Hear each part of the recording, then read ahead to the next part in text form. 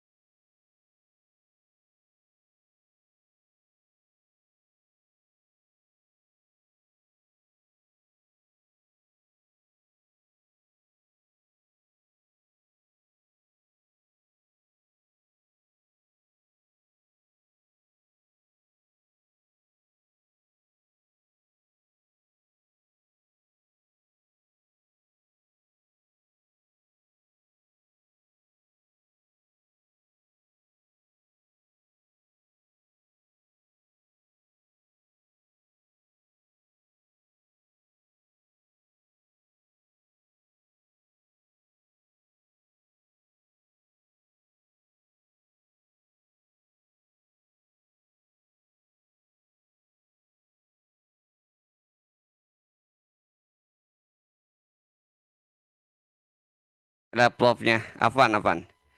Baik. Eh sudah jelas kedengaran Ustaz? Oke, Ustaz. Aman. Aman. Mohon maaf ya, tadi ternyata laptopnya mati ini. Eh kita akan membahas ya seperti yang saya katakan tadi ya, tiga hal mungkin nanti ke depan ya terkait dengan redenominasi. Nah, hari ini kita akan bicara terkait dengan fakta-faktanya ya kan. Apa sih yang dimaksud dengan redenominasi ya, termasuk juga apakah rencana ini serius atau hanya sekedar wacana.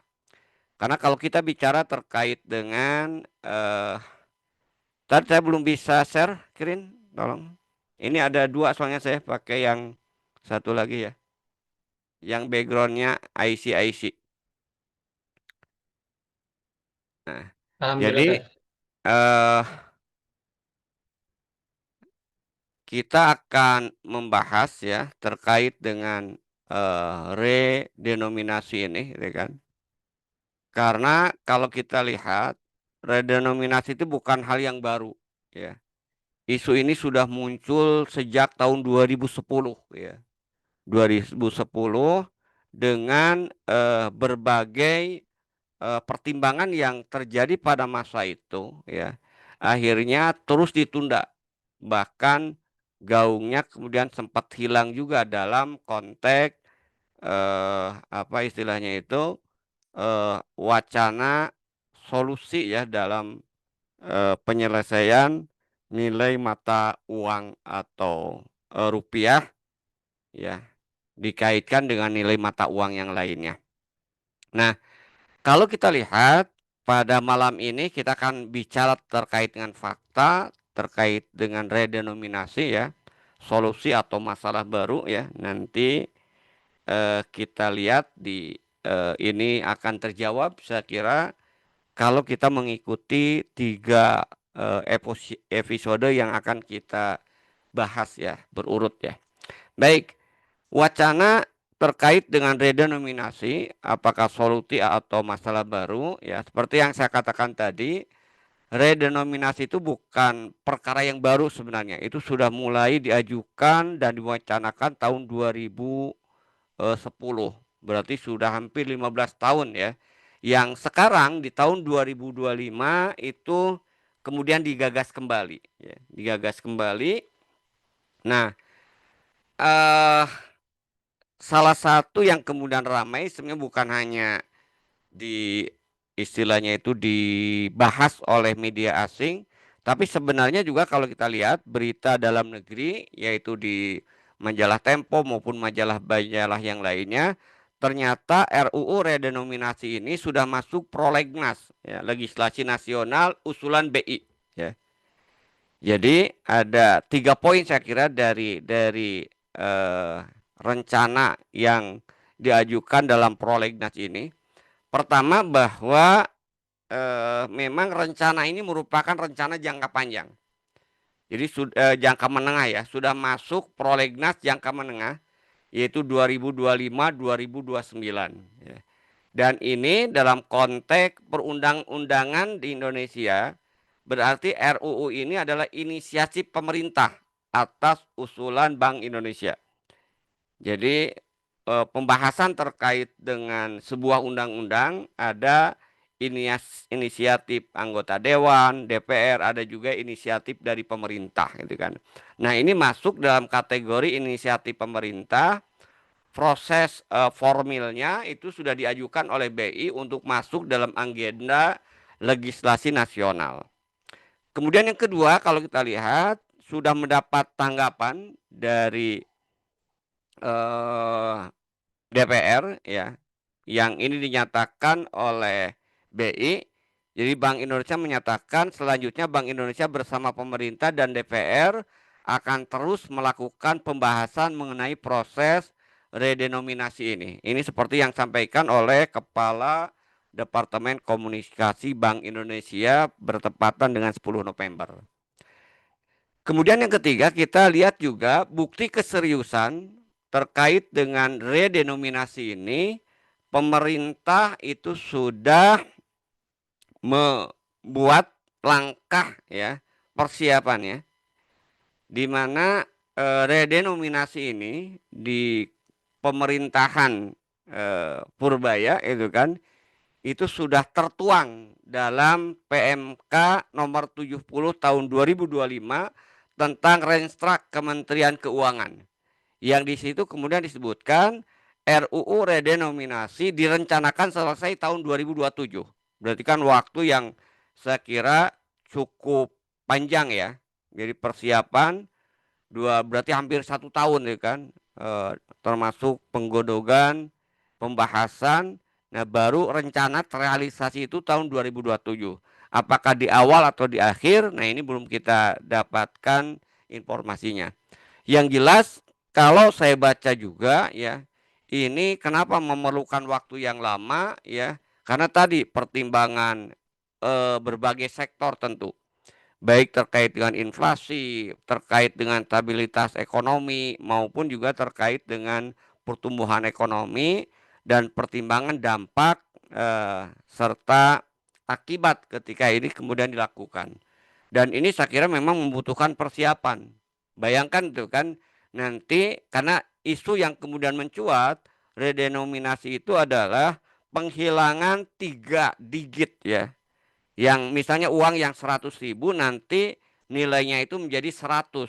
Nah, makanya nanti ada masa transisi itu kan. Masa transisi mungkin uangnya masih tetap tapi nilainya itu dipotong. Dan transisi terakhirnya itu bisa jadi itu adalah baru kemudian yang sempurna itu kan. Jadi tidak ada lagi nanti nominal 100.000 yang ada 100 rupiah misalnya itu kan.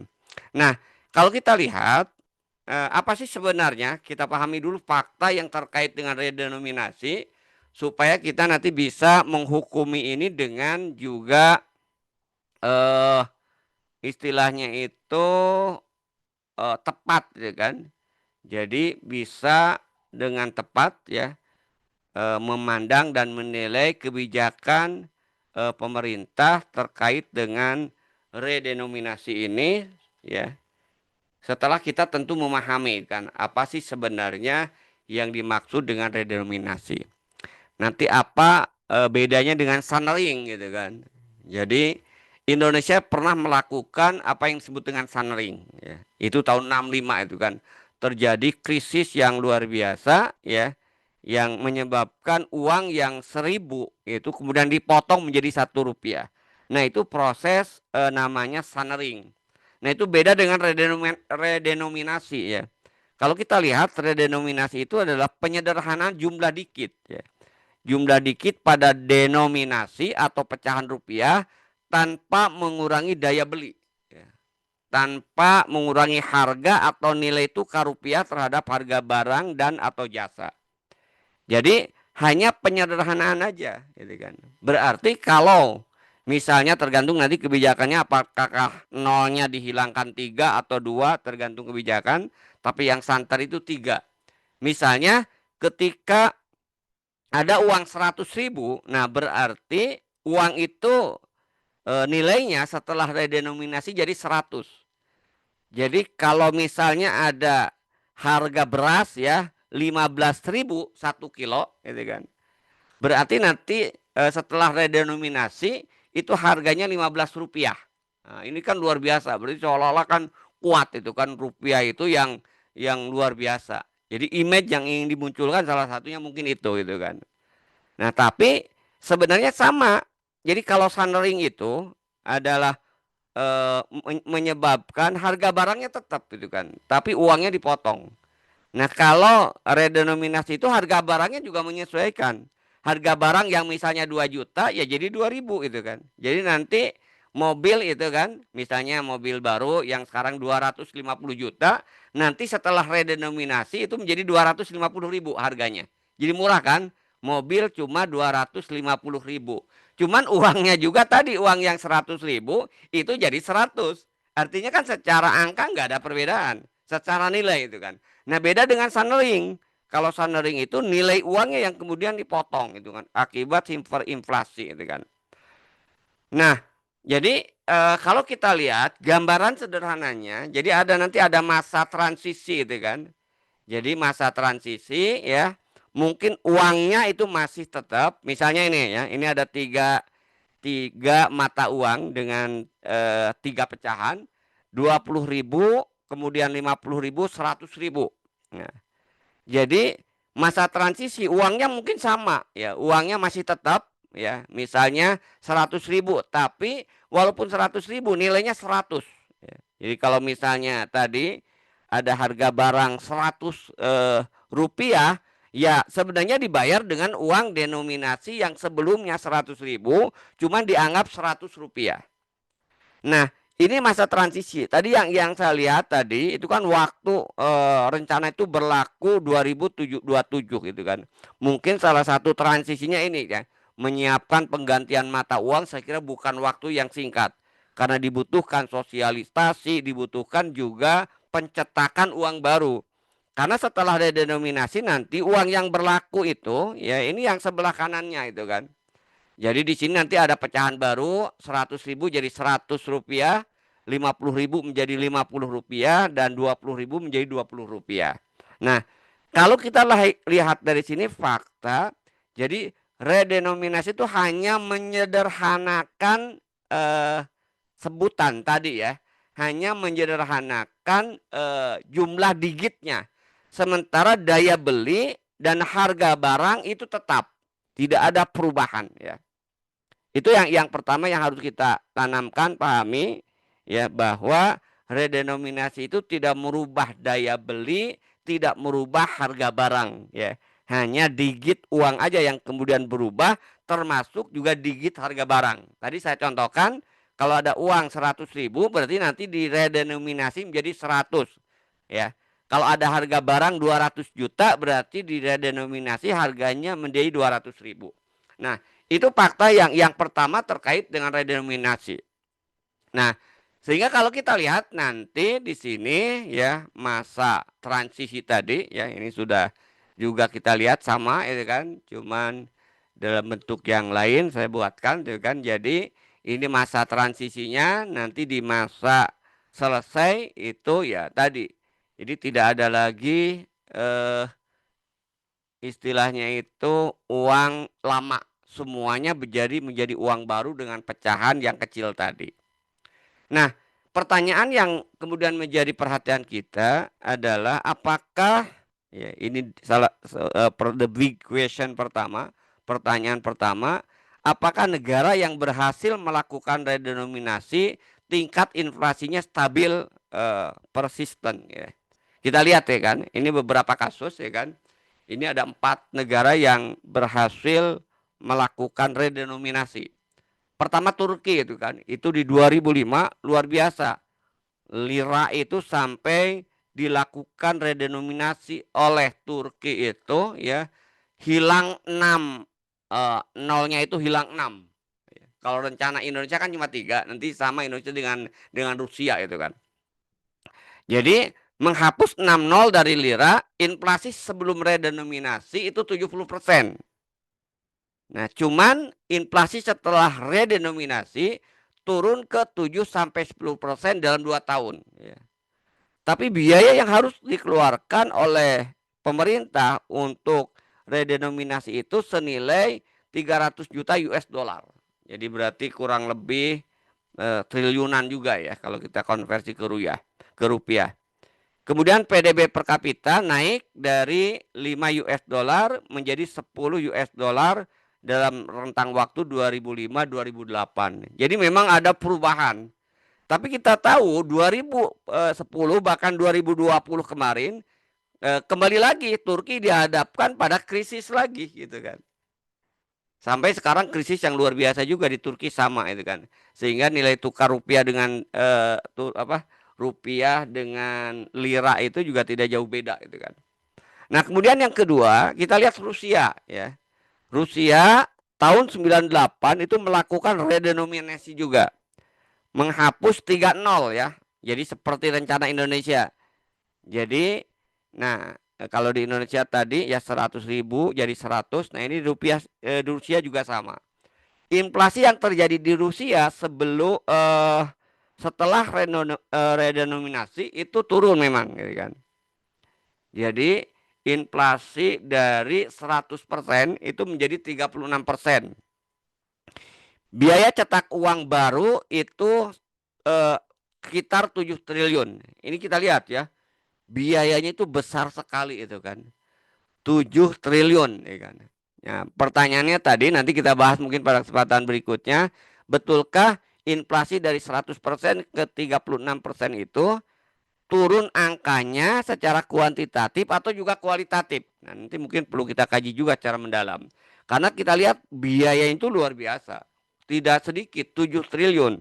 Nah, kalau kita lihat dalam konteks Indonesia yang merencanakan tadi ya, 3 digit tadi, biayanya besar sementara daya beli dan juga harga barang tetap gitu kan.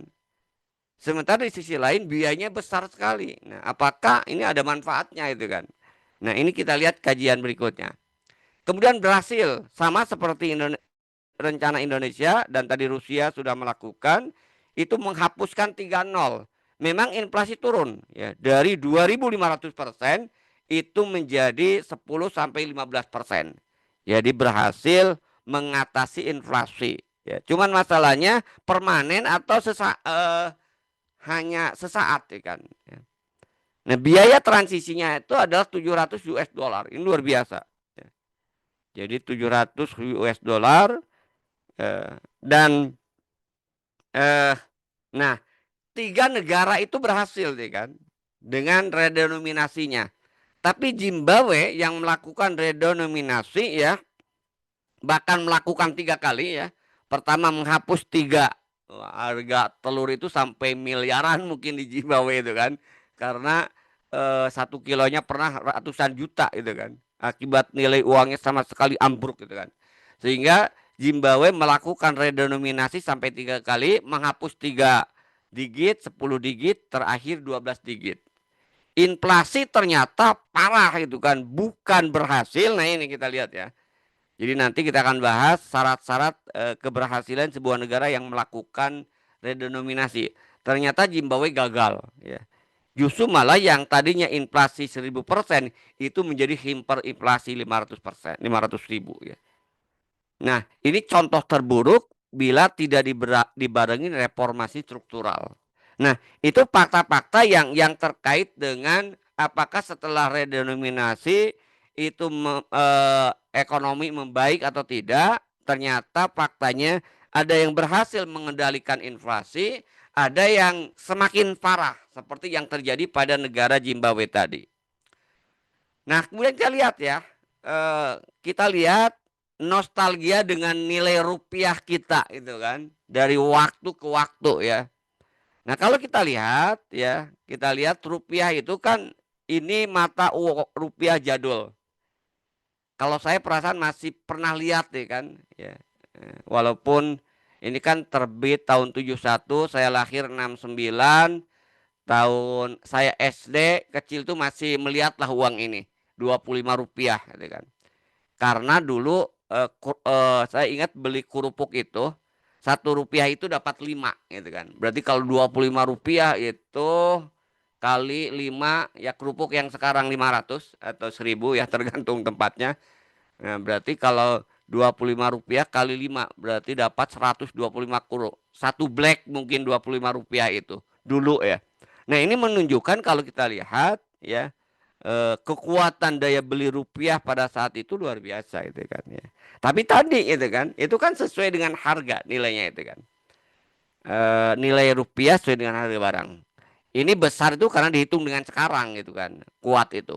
Kalau dihitung dengan dulu ya sama aja.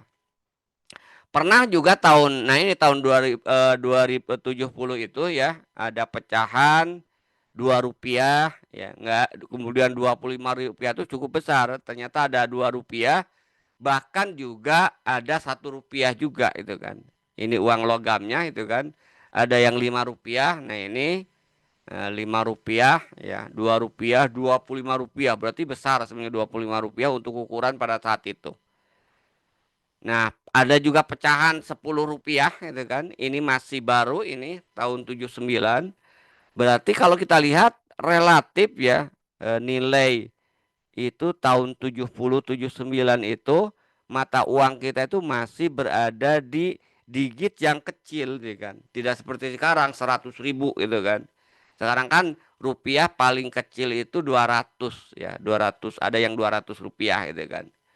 Nah, dulu 200 rupiah tuh paling besar gitu kan, mungkin ya kan. Bahkan nggak ada, yang ada itu cuma tadi kan 25 rupiah. Nah, sekarang paling kecil justru 100 rupiah gitu kan. Nah, kita lihat ya kan, relatif stabil. Kalau kita lihat di tahun 46 ketika pertama kali kita merdeka, Indonesia merdeka tahun 45 ya. Tahun 46 itu dikeluarkan undang-undang yang terkait dengan uang ya. Nah, menarik kalau kita lihat di awal pendirian republik ini ternyata uang itu kemudian basicnya ini sama juga saya kira secara dunia pada saat itu sekitar tahun ituan, emas itu kemudian menjadi standar uang. Jadi tidak gampang kemudian sebuah negara mencetak mata uang. Berdasarkan Undang-Undang tahun 19 nomor 19 tahun 46 tentang uang itu disebutkan Undang-Undang tentang pengeluaran uang Republik Indonesia, arti pencetakan uang maksudnya, di pasal 1 itu disebutkan dengan tidak mengurangi peraturan yang akan ditetapkan selanjutnya dalam Undang-Undang tentang uang Republik Indonesia, disebut ORI ya, uang Republik Indonesia, maka sebagai dasar nilai ditentukan. Nah, ini kita lihat. Jadi uang Indonesia di tahun 46 ya kan, itu menggunakan kalau dalam bahasa fikih yang pernah kita bahas ya, Ibu Bapak yang mengikuti kajian sistem ekonomi Islam pada saat kita membahas terkait dengan jenis-jenis uang ya. Ada uang emas itu kan, ada uang perak, kemudian ada representative money dan substitusi money. Pengganti uang ya kan, wakil emas dan pengganti emas ya. Nah, ini kalau kita lihat ini berarti lebih tepatnya mungkin kalau kita lihat di pembahasan fikih sebelumnya itu ini representatif money ya. Di mana uang itu emas ya, tapi basicnya itu uang itu yang beredar uang kasar tapi dasarnya itu emas walaupun tidak sepenuhnya. Nah, di dalam undang-undang ini disebutkan bahwa eh sebagai dalam undang-undang tentang uang Republik Indonesia, maka sebagai dasar nilai ditentukan 10 rupiah uang itu sama dengan emas murni 5 gram. Wah, ini kan luar biasa. Kita lihat ya. Berarti kan daya belinya itu sangat kuat karena ya 10 rupiah tadi ya. Ini tapi tahun 46 ya. Kalau tahun 70 kayaknya sudah beda lagi. Tahun 46 itu disebutkan bahwa 10 rupiah uang itu di backup dengan emas murni 5 gram. Artinya harga 1 gram emas kalau kita lihat pada saat itu berarti 2 sen rupiah ya. 2 sen ya kalau nggak salah. Kalau kita lihat kan ini 10 rupiah itu 5 gram. Oh sorry, berarti 1 gramnya 2 rupiah, maaf ya. Jadi harga emas itu setara dengan 2 rupiah 1 gramnya. Sehingga 10 rupiah itu di backup dengan 5 gram. Ini kan luar biasa. Kalau sekarang 5 gram itu berapa?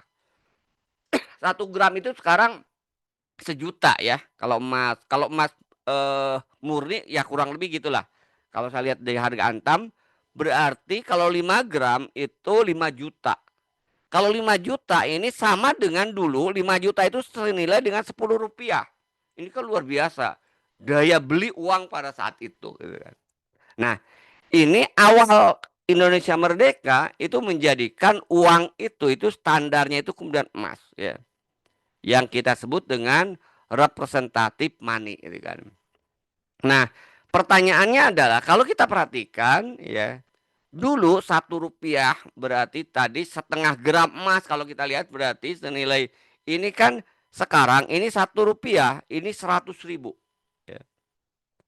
Kalau kita lihat daya belinya 1 rupiah pada tahun 1946 itu ya, berarti bisa membeli emas itu 1/2 gram ya. Karena 1 gram tadi 2 rupiah. Tapi hari ini uang 100.000 itu nggak bisa beli ya 1/4 gram juga nggak bisa. Kalau katakanlah harga emas itu sekarang 1 juta, berarti uang yang 100.000 ini itu bisa hanya bisa 1/10 gram ya. Berarti 100 miligram. Nah ini kita lihat, ini kan eh, daya beli uang Indonesia di awal itu sangat besar sekali itu kan nilainya. Tapi sekarang sangat lemah sekali. Nah, itu yang pertama itu kan. Jadi kita lihat sejarah Indonesia, Indonesia itu pernah memiliki uang yang dengan backup emas ya, sehingga daya belinya itu sangat tinggi. Beda dengan nilai uang sekarang gitu kan. Pertanyaan berikutnya adalah kalau kita bicara terkait dengan redenominasi itu adalah karena di situ ada penurunan ya, penghilangan dikit ya. Yang menjadi pertanyaan berikutnya adalah apakah ya uang yang jumlah dikit angkanya lebih sedikit itu lebih baik gitu kan. Nah, kita lihat dalam konteks eh, uang dalam sistem kapitalis ya, kita lihat kan memiliki 4 fungsi ya. Jadi kita lihat tergantung gitu kan ya. Apakah eh dilihat dari sudut mana ya? Apakah dilihat dari sudut alat tukar ya, ya. Kemudian simpan nilai atau juga alat itu ya bisa juga dalam kapital itu sebagai media spekulasi gitu kan. Nah, kita lihat beberapa fakta itu kan, contoh gitu kan. Apakah nilai uang ya itu digitnya kecil itu lebih baik. Nah, kita lihat ini, kita bandingkan ya. Satu mangkok mie ayam yang ya lumayan standar ya, pertengahan lah ya. Karena ini bisa 10.000 harganya, bisa 20.000, bisa juga 50.000, tergantung di mana kita membelinya itu kan. Tapi rata-rata kita ambil yang standar ya. Ini katakanlah 16.000. 16.000 itu 15.000 setara 1 euro. Nah, kalau kita lihat ya, ini kan untuk mendapatkan mie ini kalau kita pakai euro ya, itu di Indonesia, tapi di Indonesia dengan ini ya. Kalau di barat kita harus cek dulu berapa harganya gitu kan, satu mangkok mie ini. Tapi kalau dengan standar Indonesia, ini harganya kurang lebih 15.000. Kalau menggunakan standar euro, ya kita beli ya orang misalnya orang Eropa datang ke Indonesia itu kan bawa uang, maka dia dengan membawa uang 1 euro ya itu bisa membeli satu mangkok mie ayam gitu kan. Nah, kalau kita lihat kan sebenarnya sama itu kan. 1 euro dengan 20.000 ya sama. 1 euro bisa membeli satu mangkok, 15.000 atau 20.000 bisa membeli satu mangkok. Apakah 1 euro itu lebih istilahnya itu kekuatannya lebih besar dari 20.000? Tergantung di mana. Ya. Kalau memang orang Eropa datang ke Indonesia, memang ini lebih baik dia perkasa. Itu yang saya katakan dalam sistem moneter kapitalis ya dengan berbasis dolar ya standar devisanya, maka memang standar moneter emas dan perak itu menghasilkan apa yang disebut uang kuat dan uang lemah. Jadi memang kalau negara-negara maju yang memilih yang masuk dalam kategori uang kuat ketika datang kepada negara-negara yang memiliki uang lemah, dia memang lebih untung. Ya. Orang Amerika, orang Australia, orang Eropa datang ke Indonesia, uang mereka nilainya besar sekali itu kan. Nah sebaliknya ketika kita belanja ke sana, ya kebalikannya itu kan. Jadi ini memang kalau kita pertanyaannya itu apakah mata uang jumlah dikit angkanya lebih sedikit lebih baik, angkanya lebih sedikit itu lebih baik dikitnya, itu tergantung ya. Tergantung di mana uang tersebut kemudian digunakan ya kan. Kalau dalam konteks dalam negeri ya nggak ada perubahan. Tapi kalau konteks luar negeri tergantung.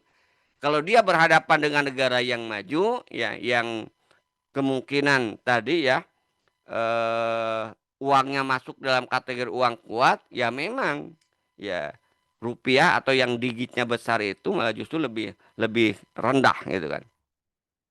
Nah, problem sebenarnya kalau kita lihat itu sebenarnya bukan di masalah jumlah digit, ya kan. Jadi justru problem yang dihadapi saat ini kalau kita bicara terkait dengan mata uang itu adalah masalah ketidakadilan. Coba kita lihat ya kan. Jadi mana yang lebih baik dua kondisi ini? Jadi kalau kita bicara terkait dengan hari ini, ya, itu kan itu sebenarnya bukan masalahnya itu bukan di denominasi, ya.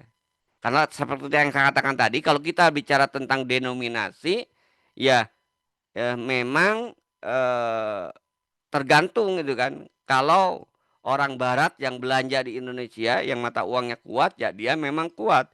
Tapi kalau dalam konteks dalam negeri itu tidak ada perubahan yang signifikan.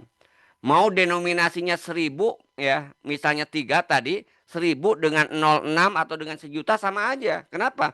Karena ya harga barang tetap itu kan. Karena tidak ada perubahan terkait dengan daya beli. Misalnya tadi ya, ketika nanti ditetapkan denominasi menjadi hilang 3 digit di belakang, uang 1 juta jadi 100.000, ya harga barangnya juga mengikuti turun ya kan. Menyesuaikan, artinya hitungannya ya, tapi daya belinya tetap. Jadi kalau 1 juta misalnya bisa katakanlah ya semudah ya, misalnya 15.000 ya, itu bisa membeli 1 kilogram beras sekarang. Ketika kemudian redenominasi menjadi 15 rupiah, maka harga beras juga mengikuti, bukan 15.000, 15 rupiah juga turun. Atau tidak berubah tiba-tiba misalnya beras menjadi harganya 5 rupiah, tidak, tetap juga gitu kan. Artinya kalau dari sisi daya beli itu redenominasi itu tidak memberikan perubahan yang signifikan. Karena itu kalau kita perhatikan sebenarnya problemnya itu bukan di denominasi, tapi di uangnya itu sendiri. Nah kita lihat fakta ya. Kita selama ini dibodohi, dijajah dengan uang kertas, dengan standar dolar. Kita lihat fakta yang pertama ya. Mana yang lebih adil ya. Kalau misalnya itu kan, ini transaksi yang pertama. AS, Amerika Serikat, membeli sumber daya alam kita, migas itu kan, atau juga rempah-rempah, makanan, dia beli dengan dolar. Sementara kita bayar dengan sumber daya alam kita. Ini kan tidak adil. Ya. Dia mendapatkan barang real itu kan, sementara kita itu mendapatkan kertas itu kan. Nah, tapi kita bandingkan dengan kondisi yang kedua itu kan. Jadi ketika Indonesia jual beli dengan Amerika Serikat, kalau standarnya adalah standar yang digunakan, alat pembayarannya emas, saya kira ini terjadi keadilan. Jadi Amerika misalnya memberi dari Indonesia barang-barang rempah-rempah atau apa gitu kan. Sementara kita dapat bayaran dari Amerika emas. Ini kan sebuah keadilan. Kita bandingkan ya ketika kertas dibayar untuk membayar sumber daya alam yang mereka beli dari Indonesia dengan emas. Nah ini kan ketidakadilan. Mereka hanya mengeluarkan kertas, yang mereka dapatkan itu adalah sumber daya alam atau barang real. Sementara kita hanya mendapatkan kertas. Nah, jadi kalau saya lihat dari sini ya, kita lihat sepintas bahwa problemnya itu sebenarnya itu bukan di digit mata uang, tapi problemnya itu adalah hari ini ketidakadilan terjadi. Kenapa? Karena ada fenomena di mana Amerika Serikat menjadikan lalu lintas pembayaran internasional itu menstandarkan kepada dolar. Dolar menjadi alat untuk transaksi internasional. Nah, sehingga kalau kita lihat ya, bicara terkait dengan redenominasi ini tadi, itu problemnya itu bukan di denominasi, gitu kan. Tapi problem, nah ini kita bicara masuk ya, problem utamanya itu adalah di uangnya itu sendiri. Ya. Jadi uang yang dijadikan alat tukarnya. Jadi sebenarnya yang sumber masalah itu bukan digitnya. sumber utama masalah yang kemudian menimbulkan inflasi itu adalah uang kertasnya itu sendiri. Maka dari sini kalau kita bicara bisa menggambarkan sepintas ya, sebelum nanti kita lihat bahas lebih detail ya kan terkait dengan fakta-fakta redenominasi ya dengan biaya dan sebagainya, kita bandingkan manfaatnya apa bagi rakyat ya kan. Maka kalau kita lihat dari sini kita melihat akar masalah itu bukan di denominasi. Akar masalah itu adalah justru adanya itu di uang rupiah ini. Sorry, uang kertas, bukan rupiah maksudnya. Uang kertas itu kan. Baik rupiah, dolar, yang lainnya, di mana mata uang itu tidak menggunakan emas sebagai standar nilainya, tapi didasarkan kepada undang-undang. Ini yang seperti sering saya contohkan. Apa rasionalitasnya itu kan? Uang yang di atas itu bernilai 50.000, sementara uang yang di bawah itu kemudian tidak bernilai. Padahal sama-sama kertas. Ya. Jadi rasionalitasnya itu hanya karena di atas itu dijamin oleh undang-undang, bukan dijamin oleh bendanya. Ya. Tapi dijamin oleh undang-undang, dijamin oleh kebijakan politik gitu kan. Sementara yang di bawah itu tidak ada jaminannya gitu kan. Jadi uang itu kemudian bernilai bukan karena dari sisi bendanya. Uang kertas itu bernilai karena jaminan politik. Nah, inilah yang saya kira tadi menyebabkan terjadinya ketimpangan yang luar biasa. Justru sumber inflasi yang paling nyata dan internal yang ada dalam sistem moneter itu adalah uang itu sendiri.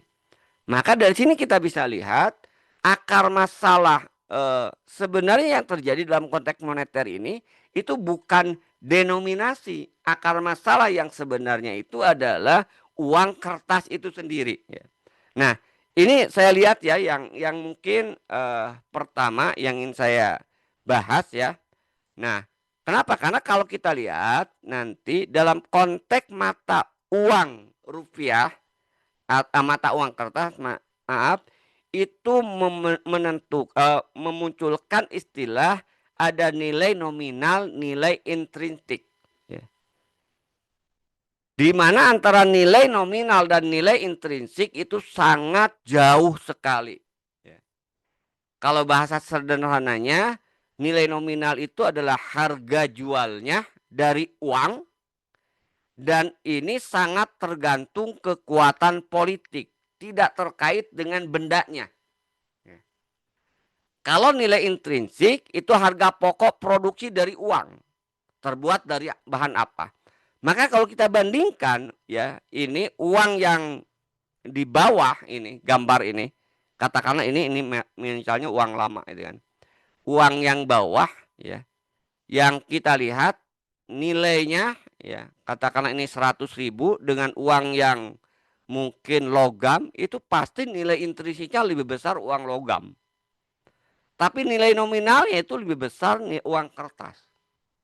Nah, ini kalau kita lihat berarti faktor yang menentukan nilai mata uang itu bukan uang itu sendiri. Bahasa ekonominya itu purchasing of money itu tidak didasarkan pada nilai intrinsik, tapi didasarkan pada nilai nominal yang ditetapkan berdasarkan kepentingan politik atau kekuatan politik. Nah, jadi itu ya yang saya lihat. Nah, yang terakhir ya, karena kalau kita bicara terkait dengan redenominasi biasanya dikaitkan dengan krisis nilai mata uang ya, atau yang kita sebut dengan inflasi. Pertanyaan berikutnya adalah apakah ekonomi dari negara dengan mata uang yang jumlah digit angkanya lebih sedikit itu lebih baik?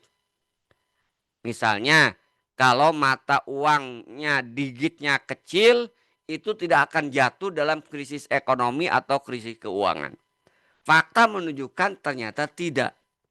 Jadi negara yang memiliki digit mata uangnya itu sedikit ternyata tidak rentan, artinya tidak kuat juga, atau tidak tersentuh, seolah-olah tidak tersentuh krisis juga tidak. Tetap aja sama. Baik denominasi besar maupun denominasinya sedikit, tetap aja ya. Negara yang menggunakan uang kertas itu adalah rentan dihadapi atau ditimpa krisis ekonomi maupun krisis moneter. Fakta terjadi kalau kita lihat ketika terjadi ya krisis ekonomi global tahun 2021 seperti yang pernah kita bahas mungkin ya, ekonomi global mengalami krisis itu ada yang mengatakan bahwa pandemi itu sebabnya itu adalah COVID-19, itu hanya sekedar kambing hitam. Dan resesi ekonomi global itu kan kita lihat faktanya bukan hanya menimpa ya negara-negara yang digit rupiah, digit mata uangnya besar ya seperti Indonesia, tapi juga menimpa negara-negara yang juga digit mata uangnya kecil. Jadi ini kita harus harus clear dulu, berarti ini saya ingin menunjukkan fakta dan eh, kritis kita bahwa denominasi itu, redenominasi itu bukan akar masalah sebuah eh, sistem moneter, gitu kan. Jadi kenapa? Karena faktanya sudah kita paparkan beberapa poin ya yang terakhir ini tadi ya pertanyaan yang tadi. Jadi apakah ekonomi dari negara dengan mata uang yang jumlah dikitnya lebih kecil itu tidak rentan krisis? Ternyata sama. Ketika dihadapkan pada ekonomi global, semuanya sangat rentan terkait dengan krisis. Krisis dan tidaknya sebuah negara itu tidak ditentukan oleh besar atau sedikitnya denominasi mata uang di negara yang bersangkutan. Nah, itu saya kira ya poin pertama ya. Nanti kita bicara minggu depan bicara terkait dengan krisis ya. Betulkah bahwa krisis itu semata-mata penyebabnya itu adalah moneternya itu kan. Penyebabnya itu denominasi. Karena kalau kita lihat redenominasi kan selalu dijadikan sarana alat untuk mengatasi krisis moneter, yaitu inflasi. Makanya tadi di awal kita sebutkan, kita jelaskan bahwa eh, bagaimana hasil dari denominasi itu inflasinya. Apakah sebelumnya itu baik?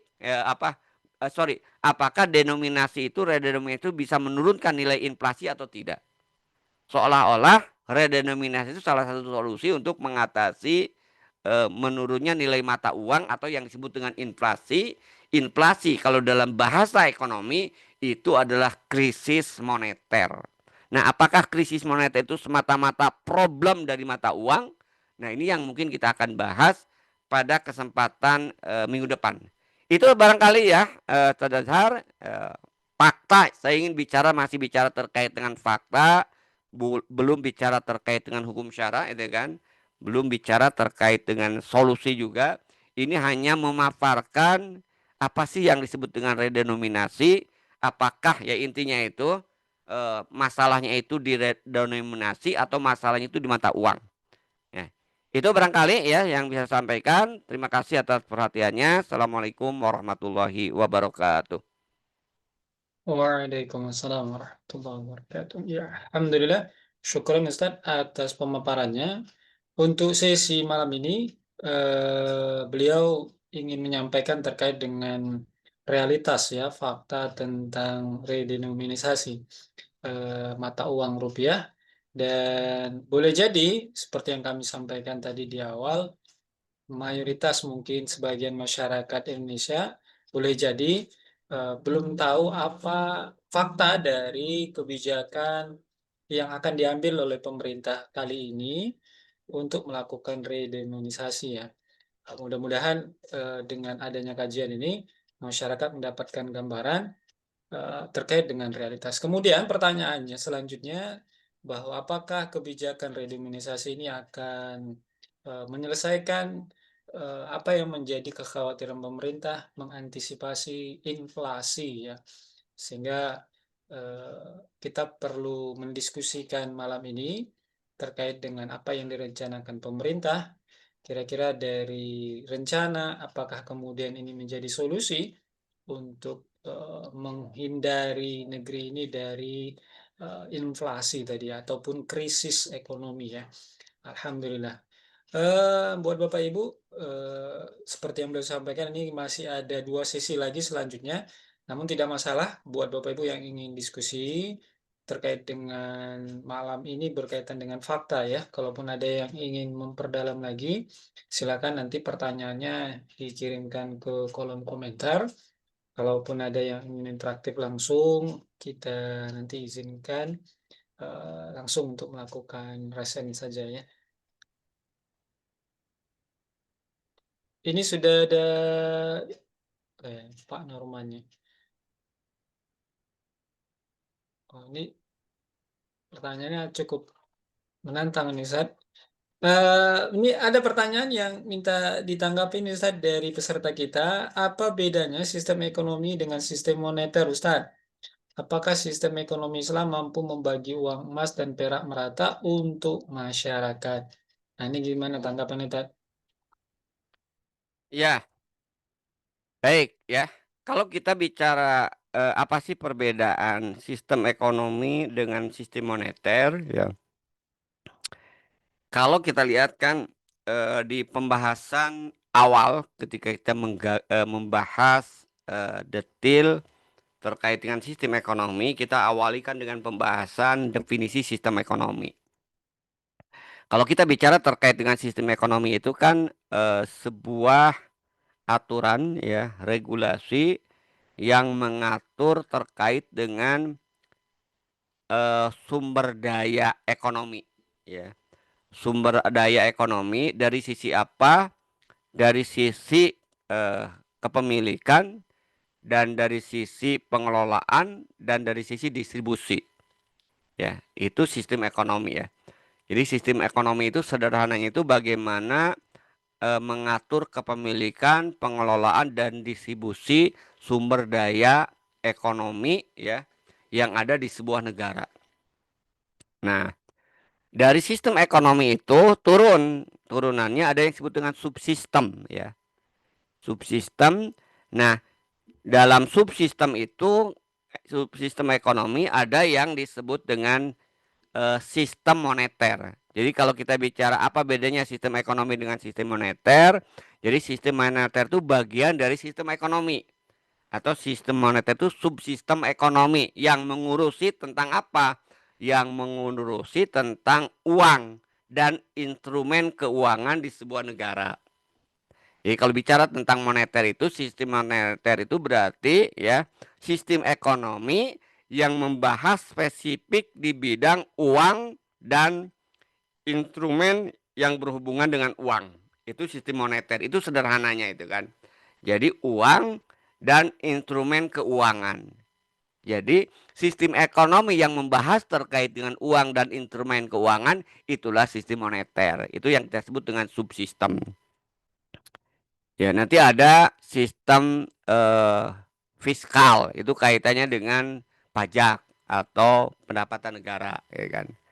Nah, itu yang nanti ada sistem sumber daya alamnya, ya, SDA, pengelolaan SDA, gitu kan. Nah, banyak. Nah, itu yang pertama itu kan. Jadi jawaban saya adalah sistem ekonomi dengan sistem moneter bedanya itu ya tadi ya. Sistem ekonomi itu lebih luas, sistem moneter itu bagian dari sistem ekonomi yang khusus membahas terkait dengan uang dan instrumen keuangan. Nah, kalau pertanyaan yang kedua, apakah sistem ekonomi Islam mampu membagikan uang emas dan perak merata untuk masyarakat? Ya, ya, ini kan tadi ya, kalau kita bicara terkait dengan emas ya, itu sistem moneter emas dan perak gitu kan, itu kan bagian dari subsistem ya. Jadi kalau yang diterapkannya hanya sistem moneter emas dan perak aja, itu tidak menjadi jaminan adanya pemerataan, ya kan? Pemerataan ekonomi. Ya karena apa? Karena tadi ada sistem yang lain, sistem kepemilikan, sistem pengelolaan sumber daya alam itu kan. Nah, itu juga menentukan juga kan apakah istilahnya itu dengan sistem moneter emas dan perak itu akan mampu mendistribusikan atau membagikan emas dan perak itu merata, itu enggak tentu ya. Karena sistem ekonomi Islam itu, nah itu itu tidak berbeda dengan sistem ekonomi sosialis ya kan. Jadi nggak bukan nggak terjadi pemerataan, yang terjadi itu keadilan, bukan kesamaan. Ya. Tapi sistem ekonomi Islam menjamin ya setiap individu itu bisa memenuhi kebutuhan pokok ya, sandang, pangan, papan, dan kebutuhan jasa gitu kan, atau kebutuhan masyarakat, bahasa kitab Nidolumul Iqtisad, terkait dengan pendidikan, kesehatan, keamanan. Jadi itu yang dijamin. Sementara ya masalah apakah nanti mampu memeratakan emas dan perak untuk masyarakat, itu bukan tujuan sistem ekonomi gitu kan. Jadi kenapa? Karena sistem ekonomi Islam tidak menjamin pemerataan. Akan terjadi perbedaan. Yang kaya ada, yang miskin ada. Tapi sistem ekonomi menjamin setiap individu itu bisa terpenuhi kebutuhan pokoknya. Orang miskin bisa terpenuhi kebutuhan pokoknya, ya. Orang kaya juga terpenuhi, sama. Tapi kekayaan mereka beda, itu kan. Kenapa? Karena kaya dan miskin itu sunatullah. Islam mengatakan bahwa menyatakan sesuai dengan realitas, nanti ada yang kaya, ada yang miskin. Jadi bukan berarti ketika sistem ekonomi itu diterapkan, sistem ekonomi Islam diterapkan, semua orang menjadi kaya, enggak begitu juga. Kenapa? Karena kaya miskin itu sunatullah. Lagian kan standar kaya dan miskin itu kan beda-beda itu kan. Bukan beda-beda maksudnya itu. Jadi pasti ya eh semua orang itu memiliki kekayaan yang berbeda-beda. Makanya kalau kita lihat kan contoh ya dalam konteks Indonesia aja kita dengan World Bank kan, standar kemiskinan menurut Indonesia itu adalah PDB income per kapita per orang itu kurang lebih 600.000. Ya itu nggak dianggap miskin. Tapi kalau menurut World Bank itu adalah itu per hari itu 2 US dollar gitu kan. Berarti kalau hari 2 US dollar kali 30 hari sebulan itu 6 30.000 kali 3 ya itu kurang lebih 9 juta gitu kan. Eh lebih ya kurang kurang lebih 900.000. Beda itu standarnya itu kan. Nah, jadi eh bukan pemerataan dalam artian sama rata ya. Bahwa semua kebagian ya iya itu kan pasti itu kan. Jadi sistem ekonomi Islam menjamin setiap individu bisa memenuhi kebutuhan pokoknya, sandang, pangan, dan papan. Sistem ekonomi Islam tidak menjamin semua itu memiliki kekayaan yang sama rata, enggak gitu ya. Karena memang itu sunatullahnya, ketentuan Allahnya tidak seperti itu. Karena Allah telah memberikan aturan, ujian, ada orang kaya, ada orang miskin, ada orang yang dimudahkan rezekinya, ada orang yang kemudian harus berjuang mati-matian untuk mendapatkan istilahnya itu kebutuhan pokoknya. Tapi yang dijamin oleh Islam itu, oleh sistem ekonomi Islam itu adalah setiap individu dia dijamin untuk bisa memenuhi kebutuhan pokoknya, sandang, pangan, dan papan, memenuhi kebutuhan pokok jasanya, ya, pendidikan, kesehatan, keamanan itu yang dijaminnya. Bukan semua rakyat, semua masyarakat itu memiliki kekayaan yang sama, itu enggak, gitu kan. Itu ya barangkali, wallahu alam. Oke, kami sembari menunggu kalau dari Bapak ada lagi, Bapak Ibu jamaah sekalian yang ingin bertanya. Ustadz, ini dari kami sebelum nanti kalau tidak ada lagi kita tutup. Eh, Melihat dari eh, plan yang sudah Ustadz sampaikan tadi, kutipkan tadi bahwa pemerintah Indonesia ini sepertinya serius dengan membuat juga payung hukumnya. Nah, ada satu hal yang mungkin menggelitik Ustadz dari ada yang Ustadz sampaikan tadi bahwa apakah ini solusi atau hanya sebatas wacana ya? Nah, ini kan kalau wacana ini kan kalau istilah Presiden Prabowo itu kan omon-omon nih istilahnya ya.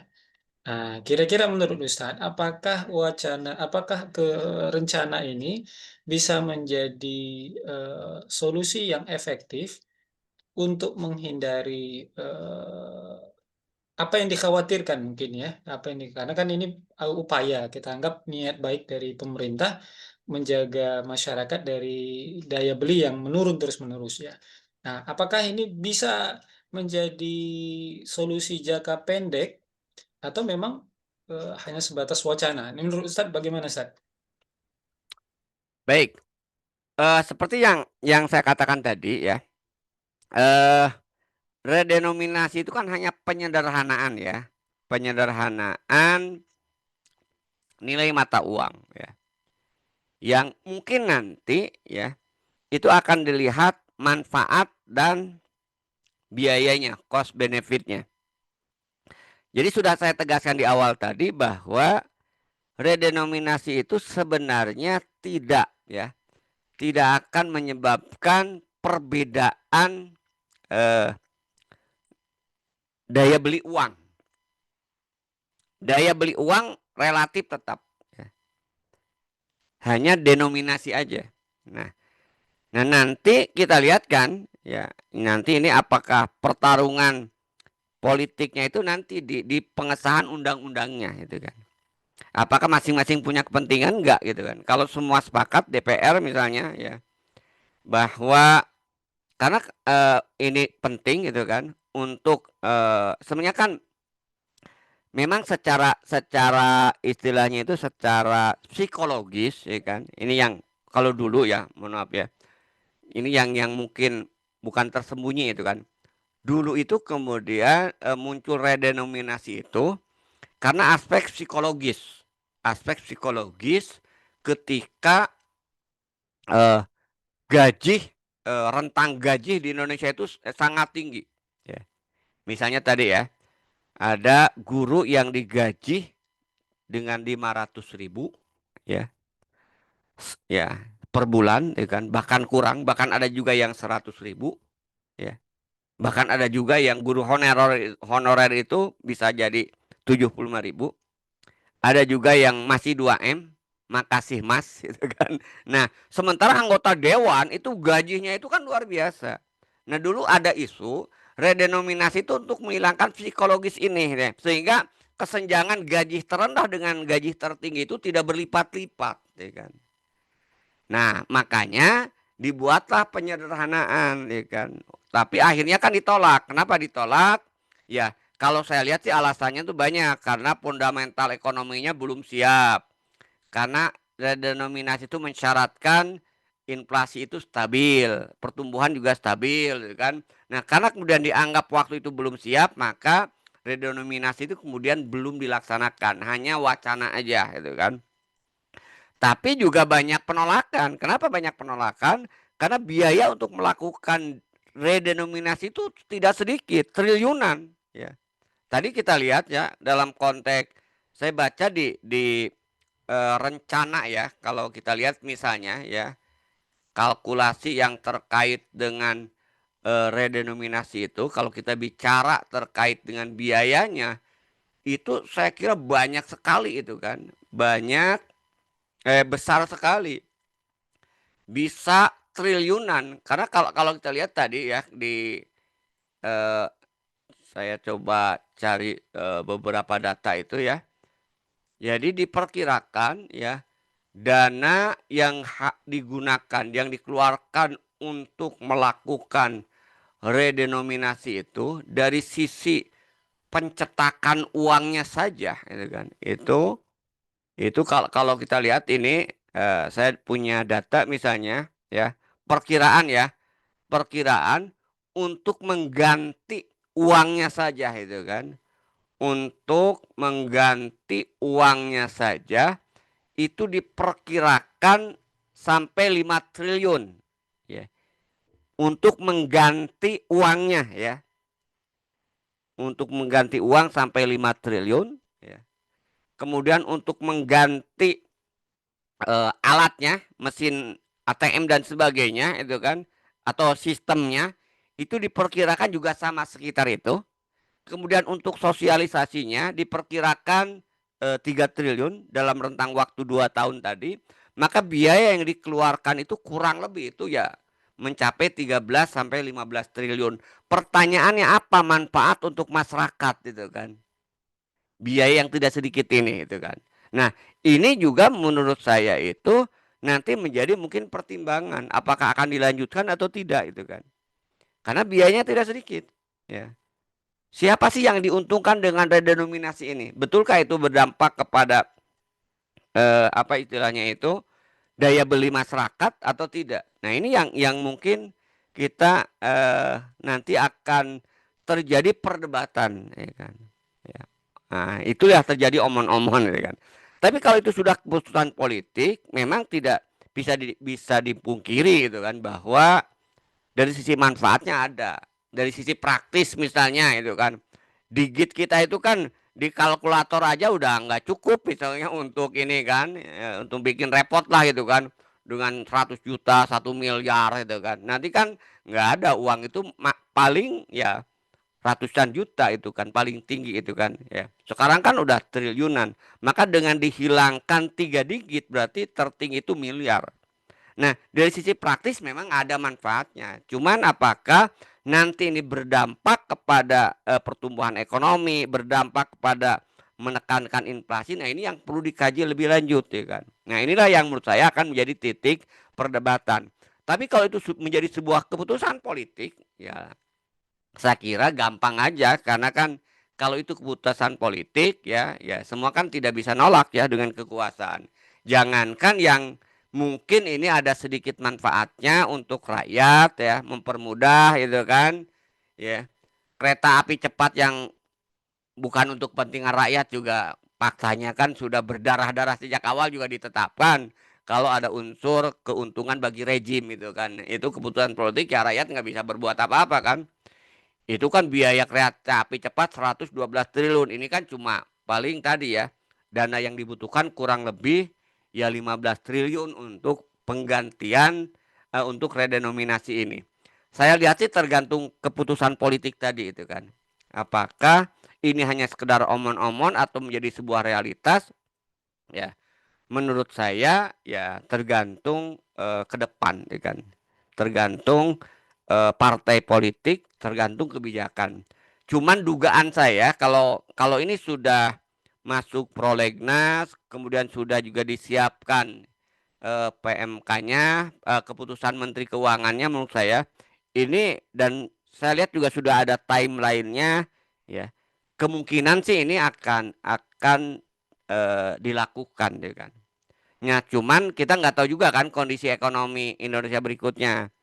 Kalau pertumbuhan ekonomi mungkin dianggap stabil, ya kan, inflasi juga tidak terlalu fluktuatif, ya, inflasinya stabil, ya. Nah, maka nanti akan disahkan.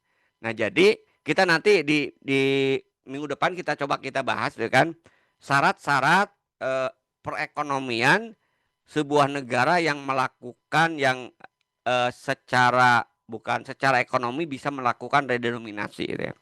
Nanti kita bahas itu kan. Ya, ini syarat-syaratnya misalnya pertumbuhan ekonomi harus berapa, inflasi harus berapa ya. Kemudian manfaatnya apa, dampak positifnya apa, dampak negatifnya apa. Nah, nanti kita kaji itu kan. Nah, kalau saya lihat sih dengan posisi hari ini ya, ini kemungkinan besar ya memang ada tuntutan juga ya untuk lebih menyederhanakan. Kita aja kan bawa uang juga terlalu banyak gitu kan itu kan. Maka dengan biaya yang kurang lebih sekitar 15 triliun ya, sementara manfaatnya bisa dirasakan, tapi manfaatnya bukan daya beli tadi ya, hanya kepraktisan saja gitu kan, dan kemudahan aja ya. Tidak menyelesaikan masalah yang esensi sebenarnya. Tapi ya biasanya kan dengan itu aja masyarakat merasa terhibur kan. Seperti Purbaya aja kan Menteri Keuangan. Wah, gebrakannya kan membuat orang seolah-olah harapan baru. Nah, tapi sekarang kan sudah mulai kan belangnya ketahuan kan. Jadi saya baca misalnya hari ini di media sosial Pak Menteri Keuangan Purbaya sedang mengkaji untuk menetapkan eh cukai ya, mulai dari tisu sampai popok. Jadi ya akhirnya pajak lagi gitu kan. Ya karena otaknya kapitalis sama aja itu kan. Nah, tapi memang tadi kan tensinya aja ya, tensinya aja dia mungkin strateginya ya lebih lebih dianggap sedikit istilahnya itu pro rakyat ya kan. Gayanya yang beda, tapi kan inti kebijakan sama. Nah, redenominasi juga sama sebenarnya itu kan. Jadi secara esensi tidak terjadi perubahan yang mendasar itu kan, hanya menyederhanakan denominasi mata uang ya.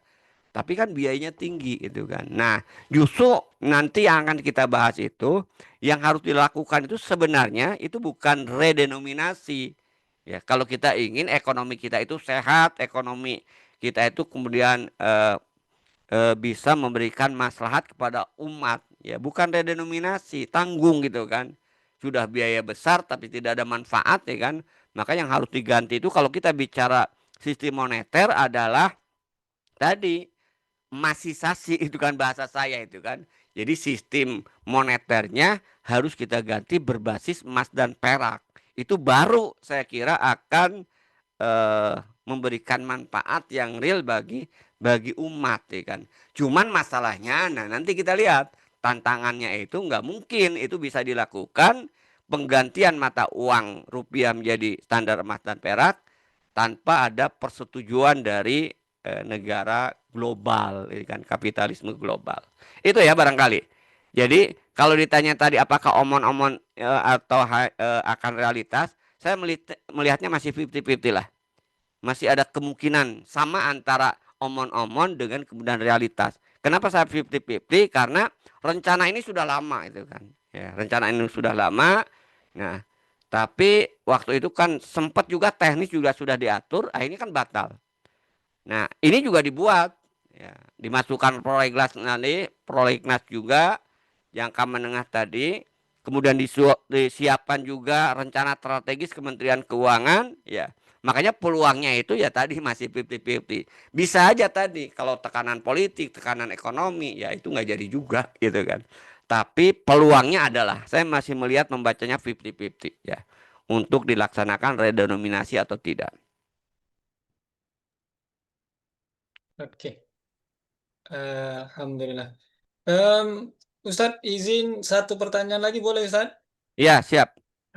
Jadi mohon izin Bapak Ibu yang sudah masuk ke pertanyaan ke kolom komentar, kami cuma pilih satu kesempatan saja ya yang sudah masuk. Ya mungkin ini satu peserta kita yang baru dari Ibu Salma ya. Setidaknya beliau bertanya Ustadz, apakah di masa sistem pemerintahan Islam khilafah pernah melakukan kebijakan di redenominasi Ustadz? Nah, karena kan pakai emas itu Ustaz. Nah, gimana Ustaz? Pernah ada nggak Ustaz tercatat dalam sejarah sistem pemerintahan Islam melakukan hal yang serupa? Iya, kalau kita perhatikan itu nyaris tidak ada itu kan. Jadi nyaris tidak ada. Bahkan di masa akhir kekhilafan Utsmani yang ekonomi sudah agak mulai goncang karena tadi ya, karena pengaruh ya penerapan sistem ekonomi Islamnya ya sudah terpengaruh dengan beberapa pemikiran-pemikiran kapitalis gitu kan. Ya salah satunya tadi kan uang pada saat itu sudah mulai masuk uang kertas gitu kan. Walaupun masih dijamin oleh emas ya. Tapi ya tidak pernah itu kemudian dilakukan redenominasi. Kenapa? Karena ya dengan sistem mata uang emas dan perak, problem itu bukan problem di mata uang. Problemnya itu bukan di moneter. Di masa Islam itu, di akhir itu adalah problemnya itu di ekonominya, bukan di moneternya itu kan. Ya. Kenapa? Karena sudah terpengaruh oleh beberapa pemikiran-pemikiran kapitalis juga itu kan di akhir itu ya. Nah, sehingga redenominasi itu tidak terjadi gitu kan. Redenominasi terjadi itu di Turki itu ya setelah Turki menjadi negara sekuler ya. Tadi kita lihat setelah khilafah dihancurkan ya, redenominasi yang terjadi di Turki kalau kita lihat itu kan terjadi tahun 2005-an tadi itu kan. 2005 ya, itu juga dilakukan oleh Turki itu kan. Nah, itu kan setelah Turki sekuler, tapi sebelumnya itu nggak ada. Bahkan kalau kita lihat, kalau kita bicara terkait dengan, jangankan redenominasi kan, kalau kita bicara terkait dengan krisis moneter pun ya, yang di masa khilafah itu tidak terjadi krisis yang namanya krisis moneter sistemik gitu kan. Kita lihat krisis keuangan dunia itu kan terjadi. Pertama itu kita kenal yang disebut dengan Malaysia itu tahun 33. tahun 33 itu setelah terjadinya keruntuhan khilafah ya, di mana sistem ekonomi Islam itu tidak diterapkan. Ya, karena apa? Karena khilafahnya tidak ada gitu kan. Juga pernah krisis tahun 1918 itu di saat kehilafahan sudah lemah juga itu kan. Tapi tidak separah tahun 33. Itu kan puncaknya itu kan 33 kan, krisis keuangan dunia itu kan. Ya, di Indonesia tahun 65 misalnya ketika terjadi sunring gitu kan, pemotongan nilai rupiah. Jadi jangankan redenominasi ya, di masa khilafah itu krisis moneter pun yang sistemik pun tidak ada. Ada sih krisis, tapi krisis itu sifatnya alami ya. Alami itu gini, ada kenaikan harga misalnya karena ada bencana, gagal panen, itu ada ya. Ada, pada masa Rasulullah juga pernah ada juga itu kan, terjadinya kenaikan harga. Tapi itu sangat mudah diatasi. Kenapa? Karena itu sistemnya itu bukan sistemik, hanya karena faktor alam, gagal panen, bencana, itu dengan mudah bisa diatasi. Tapi ketika sistem ekonomi Islam itu kemudian dikubur ya, diganti dengan sistem ekonomi kapitalis, maka krisis ini merupakan sebuah keniscayaan. Nah, nanti akan kita bahas ya di pertemuan ke depan itu, krisis ekonomi, krisis moneter itu sebuah keniscayaan ya. Itu ketika diterapkan sistem ekonomi kapitalis ya kan, termasuk di dalamnya sistem moneternya. Ya, begitu ya. Oke, keren Wallahu a'lam. Ustaz. Jadi pertanyaan yang masuk belakangan ini kita rekap dulu. Insya Allah kayaknya bertepatan dengan sesi kedua nanti bersama beliau. Insya Allah nanti kita coba pertanyaan ini kita munculkan di sesi kedua nanti bersama beliau di pekan yang akan datang. Ustaz, kira-kira ada yang ingin disampaikan Ustaz sebagai closing statement Ustaz, untuk pertemuan Ya, malam ini? baik.